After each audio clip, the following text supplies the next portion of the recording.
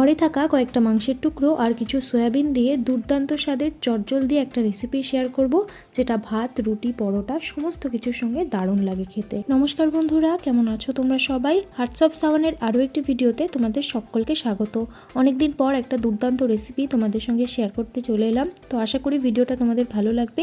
যদি ভালো লেগে থাকে তাহলে প্লিজ ভিডিওটাতে একটা লাইক দিয়ে চ্যানেলটা সাবস্ক্রাইব করে অবশ্যই হাইপ করে দিও। তো চলো ঝটপট দেখে নিই কীভাবে বানাবো এই দুর্দান্ত স্বাদের রেসিপিটা বানানোর জন্য আমি 100 গ্রাম সয়াবিনকে সেদ্ধ করে নিয়েছি। এবার ওই সয়াবিনের মধ্যে 5 থেকে 6 টুকরো বুকের দিকের মাংস নিয়েছি।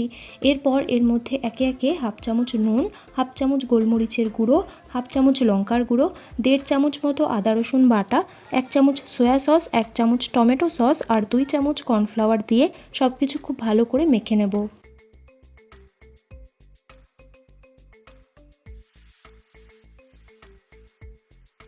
এরপর কড়াইতে 2 চামচ মতো সাদা তেল গরম করে প্রথমে ম্যারিনেট করে রাখা সয়াবিনগুলোকে ভেজে নেব।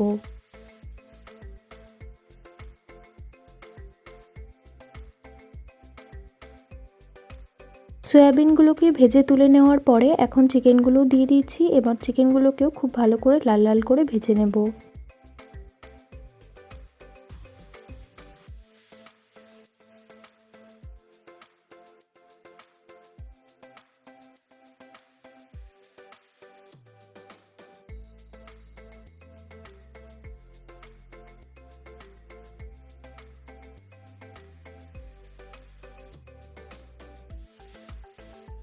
এরপর ওই তেলের মধ্যেই কিছুটা রসুন আর আদা কুচি দিয়ে খানিকক্ষণ ভেজে নিতে হবে।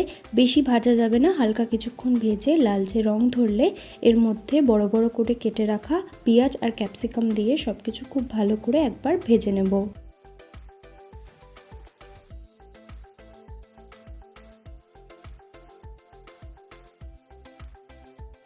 তো সবজিগুলো কিন্তু এখানে বেশিক্ষণ ভাজা যাবে না, শুধু সবজির মধ্যে যে কাঁচা ভাবটা থাকে সেটা না থাকলেই চলবে।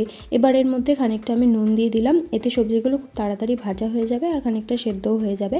তো এবার লো টু মিডিয়াম ফ্লেমে আমি ঢাকা চাপা দিয়ে 2-5 মিনিটের জন্য সবজিগুলোকে ভালো করে ভেজে নেব। তো 4-5 মিনিট পর আমি ঢাকাটাকে খুলে নিচ্ছি আর দেখো সবজিগুলো কিন্তু একদমই বেশি ভাজা হয়নি আর সবজির থেকে কাঁচা গন্ধটাও চলে গেছে।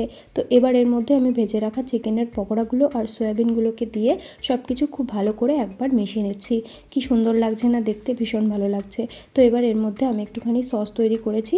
2 চামচ টমেটো সস আর 1 চামচ সয়া সস দিয়ে একটা বাটিতে আমি গুলিয়ে রেখেছিলাম, সেই সসটাই পুরোটা দিয়ে দিলাম। এবার সব কিছু সসের সঙ্গে খুব ভালো করে একসাথে মিশিয়ে নেব।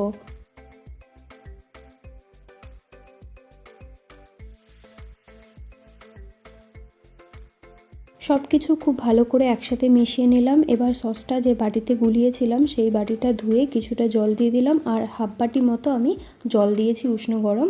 এবার সব কিছু খুব ভালো করে একসাথে মিশিয়ে কিছুক্ষণ ফুটতে দেব।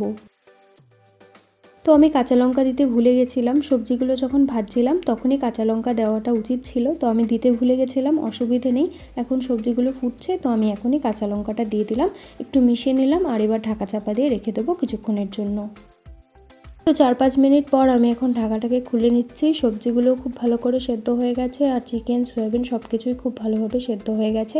এবার এর মধ্যে অল্প করে কর্নফ্লাওয়ার গোলা জল দিয়ে সব কিছু খুব ভালোভাবে একবার মিশিয়ে নেব।